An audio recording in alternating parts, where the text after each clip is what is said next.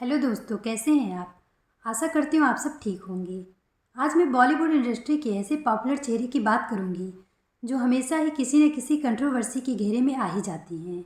हैरानी की बात यह है कि इतनी कंट्रोवर्सी के बाद भी उन्हें सोशल मीडिया पर फॉलो करने वालों की संख्या सबसे अधिक मानी जाती है। मैं बात कर रही हूँ करण जौहर की। करण जौहर का जन्म 25 मई 1972 को मुंबई में हुआ था। उनके पिता यश जौहर एक बॉलीवुड फिल्म निर्माता हैं। इसके साथ ही यश जौहर धर्मा प्रोडक्शन के संस्थापक भी हैं।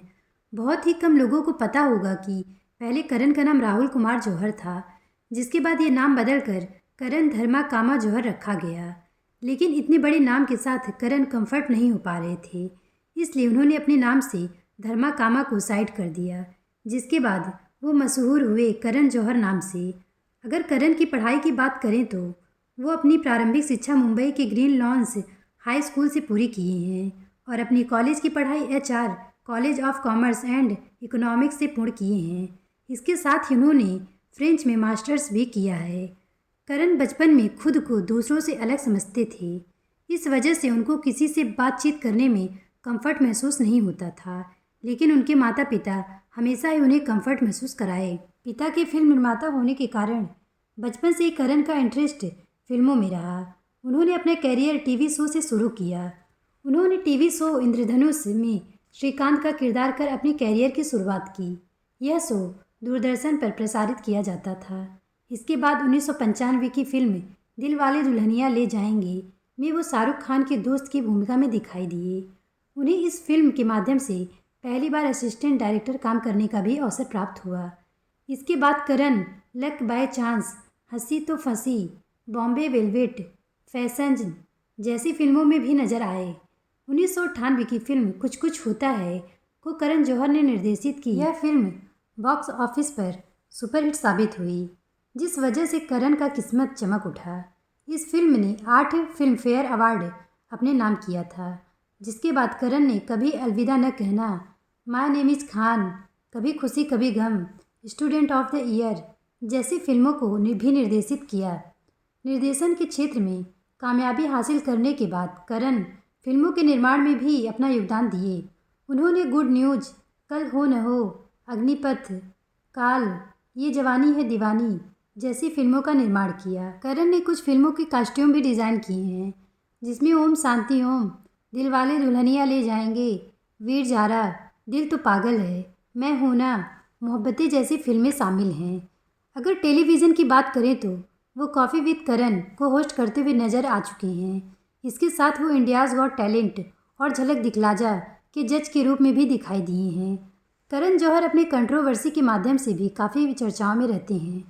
साल 2019 के एक पार्टी में कई बॉलीवुड स्टार मौजूद थे, जिसमें करण जौहर, रणवीर कपूर, विकी कौशल, अर्जुन कपूर, मलाइका अरोड़ा, दीपिका पादुकोण, वरुण धवन सहित अनेक स्टार मौजूद थे। उस चल रही पार्टी के दौरान करण ने एक वीडियो रिकॉर्ड कर सोशल मीडिया पर डाल दिया, जिसके बाद वहां मौजूद स्टार पर ड्रग्स लेने का आरोप लग गया।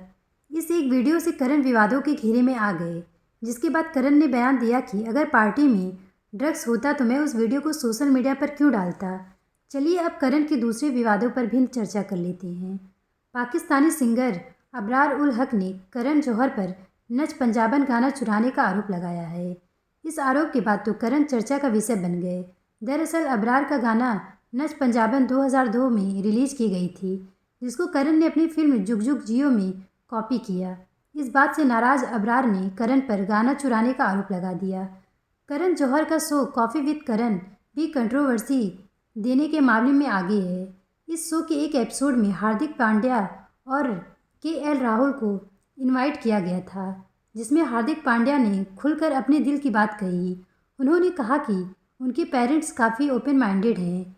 उनके रिलेशंस के बारे में उनके पेरेंट्स को हमेशा पता होता है। इसके साथ ही उन्होंने यह भी कहा कि उन्हें लड़कियों और महिलाओं को मूव करते देखना व ऑब्जर्व करना काफ़ी पसंद है।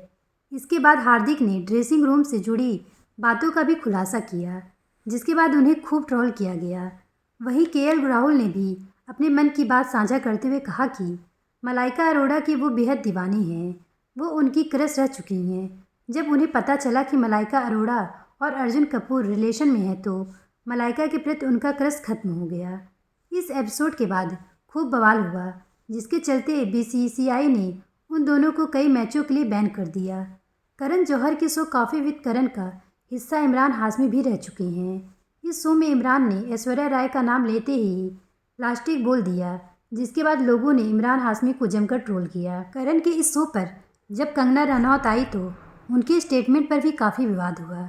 कंगना ने करण के इस शो पर करण के ऊपर नेपोटिज्म को बढ़ावा देने का आरोप लगाया। करण जौहर की फेवरेट आलिया भट्ट भी उनके शो का हिस्सा बन चुकी हैं। जब आलिया से प्रेसिडेंट का नाम पूछा गया तो उन्होंने पृथ्वीराज नाम बताया, जिसके बाद लोगों ने आलिया का खूब मजाक उड़ाया। क्या आपको पता है, एक समय ऐसा भी था जब करण की बातचीत करीना कपूर, अजय देवगन और काजोल से नहीं होती थी। इस बात का जिक्र करण ने अपने शो में किया। उनकी फिल्म कल हो न हो में उन्होंने अभिनेत्री के तौर पर करीना कपूर को चुना, लेकिन करीना ने इस फिल्म को करने से मना कर दिया, जिस वजह से करण और करीना की दोस्ती में खटास आ गई और वो लंबे समय तक एक दूसरे से बात नहीं किए। साल 2016 में अजय देवगन की फिल्म सिवाय और करण जौहर की फिल्म ए दिल है मुश्किल के रिलीज़ होने की डेट सेम थी। उस दौरान अजय ने करण से रिलेटेड एक वीडियो भी अपलोड की थी, जिसमें करण किसी फिल्म स्टार को अजय की फिल्म सिवाय पर नेगेटिव टिप्पणी करने की बात कहने के लिए उन्हें रिश्वत देने की बात करते हैं। इन सब मामले में काजोल अपने पति अजय का साइड लेती हुई नजर आई हैं। इन सब वजह से करण, अजय और काजोल के रिश्ते में दरार आ गई थी। करण अपने सेक्सुअल ओरिएंटेशन को लेकर हमेशा से विवादों में रहे। अपनी बायोग्राफी के रिलीज़ होने के बाद उन्होंने बातों ही बातों में एक्सेप्ट किया कि वो एक होमोसेक्सुअल हैं। उन्होंने एक बायोग्राफी भी लिखी है जिसका नाम अनसुटेबल बॉय है। अपनी इस बायोग्राफी में करण ने कई चौंकाने वाली बातों का जिक्र किया है। अपनी इस बुक में उन्होंने अपने सेक्सुअल ओरिएंटेशन पर कहा कि सबको मेरी सेक्सुअल ओरिएंटेशन के बारे में जानकारी है। मैं इस बारे में सबको चिल्लाकर नहीं बताऊंगा। मैं ऐसा नहीं कह सकता क्योंकि मैं एक ऐसे देश में रहता हूँ जहाँ पर ऐसा कहने पर मुझे जेल हो सकता है और मैं बेवजह कोर्ट कचहरी के चक्कर में नहीं पड़ना चाहता। इसके साथ ही उन्होंने अपनी बुक में अपनी और शाहरुख के रिश्ते को लेकर कहा कि शाहरुख मेरे बहुत पॉजिटिव दोस्त हैं। हमारे रिश्ते में कितना भी उतार चढ़ाव आए, लेकिन वो हमेशा मेरे लिए भाई और पिता समान हैं। मैंने एक बार शाहरुख को हर्ट किया था जब मैंने अपनी फिल्म उनके बिना ही बनाई। इस बात से शाहरुख हर्ट हुए थे। मुझे भी जब महसूस हुआ कि हमारे बीच पहले जैसा भाईचारा नहीं है तो मैं भी इस बात से हर्ट हुआ। एक दौर ऐसा भी था जब करण जौहर ट्विंकल खन्ना के प्यार में डूबे थे। ट्विंकल उनकी क्रश हुआ करती थी। तब वो एक साथ बोर्डिंग स्कूल में पढ़ा करते थे। जब करण फिल्म कुछ कुछ होता है लिख रहे थे तो उसमें टीना का किरदार ट्विंकल खन्ना को ध्यान में रखकर लिखे थे, जिसके बाद उन्होंने इस फिल्म में टीना का किरदार ट्विंकल को ऑफर किया, लेकिन उन्होंने इस फिल्म को करने से मना कर दिया। जिसके बाद टीना का रोल रानी मुखर्जी करती हुई नजर आई। करण ने एकता कपूर से शादी करने की भी बात कही है। उन्होंने कहा है कि एकता से अच्छा पार्टनर उन्हें नहीं मिला तो वो दोनों शादी कर लेंगे और इस शादी से उनकी माँ बेहद खुश होंगी। इस पर एकता ने भी रिप्लाई दिया कि वो करण से शादी करने के लिए तैयार हैं। वैसे बता दूं कि करण और एकता की शादी को लेकर कही गई बात करण और एकता ने मजाक में कहा था। अगर करण जौहर की शादी की बात करें तो वो किसी से भी शादी नहीं किए हैं, लेकिन फिर भी उनके 2 बच्चे हैं। उनके दोनों बच्चे सरोगेसी से जन्मे हैं। वो दोनों जुड़वा बच्चे हैं जिनके नाम रूही जौहर और यश जौहर है। करण ने अपने बेटे का नाम अपने पिता के नाम पर रखा है, वहीं अपनी बेटी का नाम अपने माता के नाम से मिलता जुलता रखा है। तो कैसी लगी आपको करण जौहर के जीवन से जुड़े किस्से? हमें कमेंट करके बताएं।